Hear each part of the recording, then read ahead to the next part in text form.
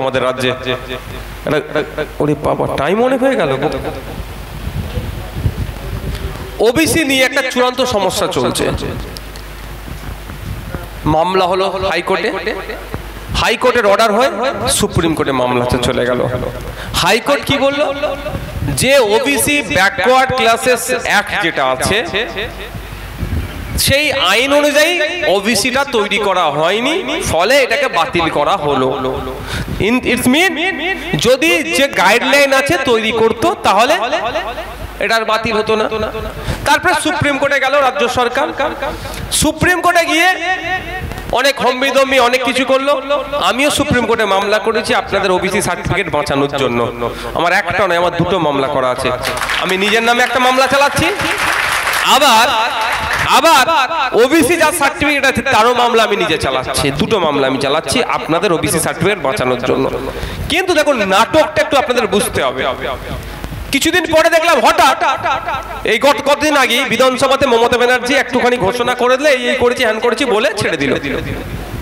তারপরে শুভেন্দু অধিকারী চিৎকার চেঁচামেচি করছে, মুসলমানদের সব দিয়ে দিল, মুসলমানদের সব দিয়ে দিল, মুসলমানদের সব দিয়ে দিল।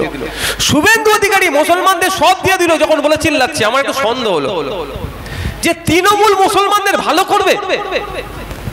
বিশ্বাস করুন, ঠিক যেমন বিজেপি মুসলমানদের ভালো কোনোদিন করবে না, বিজেপি গরিব হিন্দুদের ভালো কোনোদিন করবে না, ঠিক একই ভাবে তৃণমূল মুসলমানদের ভালো করবে। কারণ তৃণমূলের আমলে মুসলমানরা সব থেকে বেশি ক্ষতিগ্রস্ত। স্বাধীনতার পর থেকে পশ্চিমবাংলায় অনেক শাসন করে গিয়েছে, কিন্তু সব থেকে বেশি ক্ষতিগ্রস্ত, সব থেকে বেশি ধ্বংস হয়েছে তৃণমূলের আমলে। আমি দায়িত্ব নিয়ে দেখিয়ে দিতে পারি। এই মুহূর্তে পশ্চিমবাংলার জেলগুলিতে 25,000-এর মতো কয়েদি আছে, 3,000 আছে ফরেনার বিদেশি লোক, 22,000 পশ্চিমবাংলা বা অন্য রাজ্যের নাগরিক, ভিন্ন রাজ্যেরও যারা ক্রাইম করে। তার মধ্যে কম করে 15,000 পশ্চিমবাংলার মুসলমান। ওই 15,000-এর মধ্যে আমি আপনাদের বলতে পারি 10,000 নির্দোষ মুসলমানকে মমতা ব্যানার্জি সরকার ভরে রেখেছে। একটা উদাহরণ দিচ্ছি, আর একটা উদাহরণ দেবো, গায়ে লেগে যেতে পারে। দেবো একটা।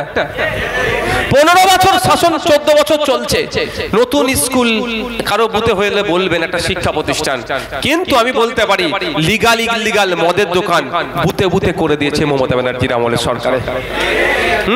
তাহলে এরকম অনেক উদাহরণ আছে, সময় স্বল্প, অনেক বকে ফেললাম অন্য একটা বিষয় নিয়ে। তাহলে 15 বা 14 বছরে স্বাধীনতার পর থেকে সব থেকে বেশি ক্ষতিগ্রস্ত মুসলমানরা এই তৃণমূলের আমলে হয়েছে। আর দেশ স্বাধীনের পর থেকে সারা দেশের হিন্দুরা যতটা না ক্ষতিগ্রস্ত হয়েছে 2014 থেকে 2025 11 বছরে বিজেপির আমলে হয়েছে। আমরা তো হয়েছি, আমার হিন্দু ভাইরা হয়েছে বিজেপির আমলে।